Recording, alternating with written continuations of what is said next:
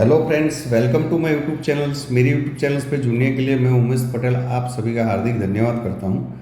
आज हम बात करेंगे मंगल एवं बुध देव के शुभ गोचर एवं वेद स्थान।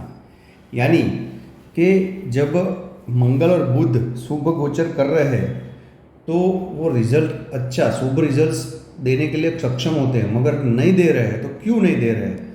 तो उसका रीज़न ये होता है, जब वो शुभ गोचर का वेद स्थान होता है तो हमें शुभ रिजल्ट देने में वो सक्षम नहीं होते, वो शुभ रिजल्ट हमें नहीं दे सकते। तो कौन से वेद स्थान है और कैसे देखना है मैं आपको डिटेल्स में समझाऊंगा आज। तो गोचर का ये पार्ट 12 है, यानी 11 तक हमने गोचर्स के वीडियोस रखे हैं। तो यहाँ पे मैंने बहुत डिटेल्स में समझाया है पिछले वीडियो में कि गोचर कैसे देखना है और शुभ गोचर के स्थान कौन से हैं। तो इसके अगले वीडियो के अंदर यानी 11 पार्ट्स के अंदर मैंने आपको समझाया कि सूर्य और चंद्र के शुभ गोचर का वेद स्थान कैसे होता है। तो आज हम जानेंगे मंगल एवं बुध के शुभ गोचर एवं वेद स्थान क्या होता है। तो देखो यहाँ पे मैंने दो कुंडली ड्रॉ की हुई है यहाँ पे, और यहाँ पे लिखा है कि मंगल का शुभ गोचर स्थान और उनके वेद स्थान। वैसे ही यहाँ पे लिखा है बुध का शुभ गोचर स्थान और उनका वेद स्थान। तो यहाँ पे मैं आपको भी समझाऊंगा। देखो, मंगल देव जब जन्मकालीन चंद्रमा से तीसरे, छठवें और 11वें भाव के अंदर गोचर करते हैं तो हमें शुभ रिजल्ट देते हैं। यहाँ पे मैंने लिखा है ये शुभ गोचर का स्थान है, और ये नीचे लिखा है वेद स्थान है। तो जब तीसरे स्थान में गोचर कर रहे हो तो जन्मकालीन चंद्रमा से 12वें भाव में कोई ग्रह यहाँ पे होगा तो उनका वेद हो जाएगा शुभ गोचर का। तो यहाँ पे भी देखते हैं कैसे देखते हैं। देखो, ये तीसरा स्थान कैसे है? यहाँ पे मैंने सिंह लग्न की कुंडली ड्रॉ की हुई है। तो यहाँ से हमें तीसरा स्थान देखना है तो जन्मकालीन चंद्रमा हमें देखना है। तो यहाँ पे जन्मकालीन चंद्रमा कौन से स्थान पर बैठे हैं? तो यहाँ पे आप देखोगे तो यहाँ पे सिंह राशि में मैंने रखा है। तो जिस व्यक्ति की कुंडली में चंद्रमा थे जन्म टाइप को सिंह राशि में, तो ये यहाँ पे हमने सिंह राशि में रखा। आप अपनी कुंडली से भी यहाँ पे कोई भी राशि रख के देख सकते हो। राशि से कोई अभी यहाँ से मैंने भाव देखना है, राशि को मतलब नहीं है यहाँ पे। देखो, अभी तीसरा स्थान तो ये जन्मकालीन चंद्र यहाँ रखा है। यहाँ से तीसरा स्थान कौन सा है? तो ये हो गया 1, ये 2 और ये 3। तो यहाँ पे मैं 3 नंबर कर देता हूँ। ये हो गया मंगल देव का गोचर, तो यहाँ पे मंगल देव में लिख देता हूँ तो आपको इजीली पता चले ये मंगल हो गया। उसके बाद तीसरे स्थान के बाद यहाँ पे आता है छठवा, ये तीसरा फिर चौथा, पांचवा और छठा। तो मंगल देव यहाँ पे हो गए तो भी यहाँ पे हमें शुभ गोचर होगा उनका मंगल। उसके बाद है 11वां स्थान। तो 6 के बाद 7, 8, 9, 10 और 11वां स्थान, 11वां भाव आया। यहाँ पे भी मैं रख देता हूँ, ये हो गया मंगल। अभी देखो मित्रों, ये फर्स्ट हाउस है मगर राशि यहाँ पे 5 नंबर की। ये 11वां भाव है, 3 नंबर की राशि है। ये 6वां भाव है मगर 10 नंबर की राशि। अभी यहाँ पे मंगल देव 3 स्थान में ही शुभ गोचर उनका होता है, तो यहाँ पे हम नंबर भी दे देते हैं। तो इसको पहला नंबर दे देते हैं, फर्स्ट नंबर। ये हो गया दूसरा नंबर और ये हो गया तीसरा नंबर। अभी हमें देखना है कि जब तीसरे स्थान में मंगल देव का शुभ गोचर चल रहा हो, यानी जन्मकालीन चंद्रमा से पहला, दूसरा और तीसरे स्थान में, तो ठीक है, जन्मकालीन चंद्रमा से 12वें भाव के अंदर कोई ग्रह होगा तो उनका शुभ गोचर का वेद करेगा। तो यहाँ पे 12वां भाव कौन सा आएगा? तो यहाँ से आप गिनोगे तो ये 12वां भाव आएगा। तो यहाँ पे कोई ग्रह होगा तो यहाँ पे मैं 1 नंबर लिख देता हूँ। देखो तो क्या हुआ, ये 1 नंबर। तो 1 नंबर में यहाँ पे कोई मंगल देव का जब शुभ गोचर होगा यानी तीसरे भाव में जन्मकालीन चंद्रमा से, तो ये वे स्थान यानी 12वें भाव में कोई ग्रह होगा तो उनका शुभ गोचर का वेद होगा, यानी उनको शुभ फल नहीं मिलेगा। उसके बाद है 6वां भाव। तो ये 6वां भाव है 2 नंबर। तो 6वें भाव में जब मंगल देव शुभ गोचर कर रहे हो तो 9वें स्थान में कोई होगा तो उनका वेद होगा। तो देखो यहाँ से गिनेंगे 1, 2, 3, 4, 5, 6, 7, 8 और 9। तो यहाँ पे मैं यहाँ 2 नंबर लिखा है, यहाँ पे 9 स्थान में 2 नंबर लिख देता हूँ। तो यहाँ पे कोई ग्रह होगा तो उनका वेद होगा। यहाँ पे एक आपको मैं एग्जांपल दूंगा कि जब शुभ गोचर मंगल देव का 6वें भाव में आता है तो शत्रु पर विजय होता है, फिर अपने मामा जी से लाभ होता है, कोर्ट कचहरी के अंदर केस चल रहा है तो उसमें आप जीतने के चांसेस बढ़ जाते हैं, शत्रु पर आपका विजय होता है। तो ये सब यहाँ पे सुपर रिजल्ट यहाँ पे मिलेंगे, गवर्नमेंट जॉब आपको मिल सकती है। मगर यहाँ उनका गोचर चल रहा है और ठीक वही टाइम ये जो 2 नंबर लिखा 9वें स्थान में कोई ग्रह है तो उनका वेद हो जाएगा। तो ये जो मैंने आपको बताया उसमें आपको शुभ रिजल्ट्स नहीं मिलेंगे। तो ऐसे भाव से देखा जाता है। तो ये आपको बेसिक वीडियो जब देखोगे तो पता चलेगा कि पहले से 12वें भाव तक कौन सा हमें रिजल्ट्स मिलता है। तो यहाँ पे मैं डिटेल्स में आपको बताने जाऊँगा तो वीडियो लंबा हो जाएगा, तो इसलिए मैंने एक एग्जाम्पल दिया। तो देखो यहाँ पे 2 नंबर है तो 2 नंबर में होगा तो वेद होगा। अभी बात करते हैं 11वें भाव। तो ये 11वां भाव है, ये होगा छठा, फिर 7, 8, 9, 10 और 11। तो यहाँ पे 5 नंबर में कोई ग्रह होगा तो उनका वेद करेगा। कैसे? तो ये जन्मकालीन चंद्रमा से गिनोगे 1, ये हो गया 2, ये 3, 4 और 5। तो यहाँ पे भी मैं 3 नंबर लिख देता हूँ। तो देखो यहाँ पे ऐसे शुभ गोचर यहाँ पे उनका वेद होगा। तो यहाँ से एक लाइन भी हम खींच सकते हैं, देखना है तो कैसे, तो मैं आपको बताता हूँ। अभी देखो यहाँ से मैं इजीली आपको बताता हूँ कि हम लाइन ले लेते हैं। तीसरे स्थान से तीसरे स्थान में यहाँ से उनका गोचर होगा। देखो ये यहाँ पे होगा तो ये उनका वेद होगा। जब 11वें भाव के अंदर मंगल का शुभ गोचर है तो यहाँ पे 5वें भाव जन्मकालीन चंद्रमा से होगा तो उनका वेद होगा। वैसे ही देखो ये 1 नंबर है तो 1 नंबर में भी ऐसे होगा। देखो यहाँ से यानी 3 नंबर में तो यहाँ पे 12वें भाव में कोई ग्रह होगा तो उनका वेद होगा। वैसे ही यहाँ पे 6वें भाव में, यहाँ 2 नंबर लिखा है, यहाँ पे 2 नंबर लिखा है, यहाँ पे मंगल देव का शुभ गोचर है तो यहाँ पे जन्मकालीन चंद्रमा से 9वें भाव में कोई होगा ग्रह तो यहाँ पे उनका वेद होगा शुभ गोचर का। अभी हम बात करते हैं बुध देव की। तो मैंने मेरे पिछले वीडियो में आपको समझाया था कि चंद्र बुध का और बुध चंद्र का भेद नहीं कर देते। तो यहाँ पे मैं लिख देता हूँ। अभी हम बुध देव की बात कर रहे हैं तो ये बुध देव की बात कर रहे हैं यहाँ पे, और यहाँ पे मैं लिख देता हूँ चंद्र।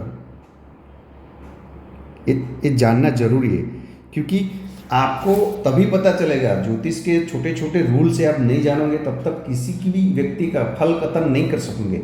फिर नहीं आएगा तो आपको नहीं आएगा तो क्या करेंगे आप, जो भी आपके मन में आएगा वो बोलेंगे, और जो सचोट निदान सचोट हमें उनको प्रिडिक्शन करना है हम नहीं कर सकेंगे। तो बुध और चंद्र यहाँ पे उन दोनों एक दूसरे का भेद नहीं करते, ये पिता पुत्र है यहाँ पे। तो देखो यहाँ पे शुभ गोचर स्थान है, मैंने यहाँ पे लिखे दूसरा, चौथा, छठवां, 8वां, 10वां और 11वां। अभी यहाँ पे वेद स्थान है 5, 3, 9, 1, 10 और 12। तो यहाँ पे वैसे ही यहाँ पे लिख देते हैं तो आपको इजी पता चलेगा। देखो जन्मकालीन चंद्रमा से दूसरा भाव, तो यहाँ पे दूसरे भाव यानी ये हो गया 1, ये हो गया दूसरा, तो यहाँ पे मैं बुध लिख देता हूँ, ये हो गया बुध। उसके बाद है चौथा, ये दूसरे के बाद तीसरा और ये चौथा हो गया।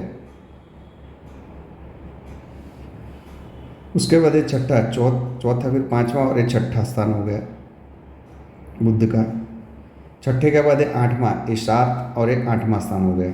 यहाँ पे भी हम लिख देते हैं। 8वें के बाद है 10वां, ये 9वां और ये 10वां हो गया। और लास्ट में है 11वां स्थान यानी लाभ स्थान यहाँ पे। तो देखो कितने स्थान है, 6 है, 2, 4, 6, 8, 10 और 11 है, टोटल 6 स्थान है। तो यहाँ हम नंबर भी दे देते हैं तो आपको इजीली पता चलेगा।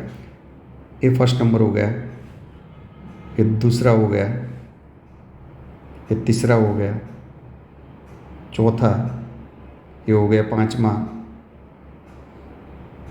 और ये हो गया छठा। तो ये 6 स्थान यहाँ पे बताए। अभी देखो दूसरे स्थान में जब बुध का शुभ गोचर चल रहा है, ठीक वही टाइम 5वें स्थान के अंदर कोई ग्रह होगा तो उनका वेद होगा, और उसमें एक चंद्रदेव के अलावा होना चाहिए, क्योंकि चंद्रदेव हो गए तो उनका वेद नहीं होगा। ये आपको ध्यान में रखना है। तो 5वां स्थान यानी यहाँ से गिनोगे तो यहाँ पे 5वां स्थान आएगा, तो ये 1 नंबर यहाँ पे हम लिख देते हैं, 1 नंबर यहाँ पे। उसके बाद चौथे स्थान में जब होगा तो तीसरे स्थान में कोई ग्रह होगा तो उनका वेद होगा, यानी ये चौथा स्थान है। तो तीसरा स्थान कौन है, तो यहाँ से गिनोगे आप 1, 2 और 3। तो यहाँ पे हमने 2 नंबर लिखा है तो यहाँ पे भी 2 नंबर लिख देते हैं। उसके बाद छठवें स्थान में ग्रह बुध देव का शुभ गोचर होगा तो 9वें स्थान में उनका कोई ग्रह वेद करेंगे। तो ये छठा स्थान है। देखो यहाँ से आप गिनोगे तो छठा आएगा, तो ये 3 नंबर है। तो 9 नंबर में कोई ग्रह होगा, यानी यहाँ पे ये 6, 7, 8 और 9। तो यहाँ पे हम 3 नंबर लिख देते हैं। उसके बाद 8वें स्थान में जब गोचर करेंगे शुभ गोचर, तो पहले स्थान यानी लग्न भाव में जहाँ होगा कोई ग्रह तो उनका वेद होगा। तो ये 8वां स्थान है। तो यहाँ से आप गिनोगे तो पहला स्थान ये होगा, यहाँ से पहला है और सामने 7 और 8वें स्थान में शुभ गोचर चल रहा है। तो ये लग्न भाव यानी पहला जहाँ जन्मकालीन चंद्रमा थे, तो यहाँ पे भी हम 4 नंबर लिख देते हैं। ये 4 हो गया और ये 4 हो गया। उसके बाद 10वें स्थान में हो गए, तो 10वें स्थान में कोई ग्रह होगा तो वेद हो जाएगा, तो 5 नंबर यहाँ पे ही आएगा। उसके बाद 11वें स्थान के अंदर कोई बुध का जब शुभ गोचर चल रहा है, तो 12वें स्थान में कोई ग्रह है तो उनका शुभ गोचर का वेद होगा। तो यानी ये 11वां स्थान है, यहाँ से आप गिनोगे तो 11वां स्थान और ये उसके पास वाला 12वां स्थान हो जाएगा। तो यहाँ पे भी हम 6 नंबर लिख देते हैं।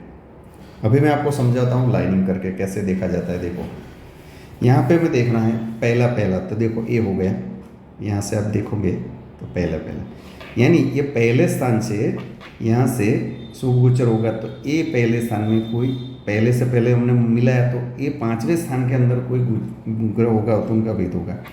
वैसे ही दूसरा चौथे भाव में हो गए तो तीसरे भाव में कोई ग्रह होगा तो उनका वेद होगा। उसके बाद 6वें भाव में कोई ग्रह होगा तो उनका वेद कब करेंगे, 6वें भाव के अंदर 9वें भाव में। तो यहाँ पे देखो 6वें तो यानी 9वें 3 हमने जोड़ दिया है। वैसे ही 8वें भाव के अंदर जब बुधदेव शुभ गोचर करेंगे यहाँ पे, तो पहले स्थान में, तो 8वां और पहला, तो यहाँ पे इसको भी हम जोड़ देते हैं। देखो यहाँ पे 8वां, तो ये दोनों 4 यहाँ पे जुड़ गए। उसके बाद 10वें स्थान में, तो 10वें स्थान तो यहाँ पे ही है, देखो ये दोनों यहाँ पे होगा तो दोनों का इसमें ही साथ उनके साथ कोई ग्रह होगा तो उनका भेद होगा। उसके बाद से 11वां स्थान में जब शुभ गोचर होगा तो 6वां स्थान, तो ये दोनों देखो हमने 6 मिला दिए। तो मित्रों ऐसे यहाँ पे गोचर देखा जाता है। और आपको ये भी नियम ध्यान में रखना है कि सूर्य और शनि एक दूसरे का भेद नहीं करते, और वैसे बुध और चंद्र एक दूसरे का भेद नहीं करते, क्योंकि शनि और सूर्य ये पिता पुत्र है। तो यहाँ पे उसको मैं लिख देता हूँ, तो आपको याद रखना है ये सब रूल्स। तो याद रखेंगे तो भी आप अच्छा ज्योतिष बन सकेंगे। शनि और सूर्य जो है एक दूसरे का भेद नहीं करते। तो ये भेद स्थान इसलिए जानना है हमें कि हमें पता चले कि भाई इस व्यक्ति का शुभ गोचर चल रहा है, मगर उनको रिजल्ट्स क्यों नहीं मिलता है। क्यों नहीं मिलेगा, तो ये भेद होगा तो उनको रिजल्ट्स नहीं मिलेगा। आगे हम जानेंगे अशुभ गोचर के वेद स्थान भी जानेंगे, मगर अब शुभ गोचर के वेद स्थान के बाद यहाँ पे बात हो रही है। तो यहाँ पे मैंने आपको डिटेल्स में बताया। और मित्रों छोटी छोटी चीज़ें आपको जब उसमें आप निपुण होंगे तभी आप अच्छा प्रेडिक्शन कर सकेंगे। दूसरा कि कोई भी व्यक्ति को अपनी कुंडली का मैचिंग करवाना हो या अपना खुद का कुंडली एनालिसिस करवाना हो, तो यहाँ पे एक नंबर दिया गया है, आप मेरा कांटेक्ट कर सकते हो। आपको पूरा रिपोर्ट के साथ पूरा डिटेल्स में एक्सप्लेनेशन किए जाएंगे। उसमें मेडिकल एस्ट्रोलॉजी, कैरियर्स, फाइनेंस, जो भी आपके क्वेश्चन हैं उसमें आपको दिए जाएंगे क्वेश्चन के आंसर। तो मित्रों आज हमने बात किया कि मंगल और बुध का गोचर कैसे देखा जाता है और उसका वेद स्थान कैसे देखा जाता है। तो मैं आशा रखता हूँ कि आज मैंने जो वीडियो आपको समझाया वो आपको अच्छा लगा होगा। अच्छा लगा है तो इस वीडियो को लाइक करना और चैनल को सब्सक्राइब करना। आभार मित्रों।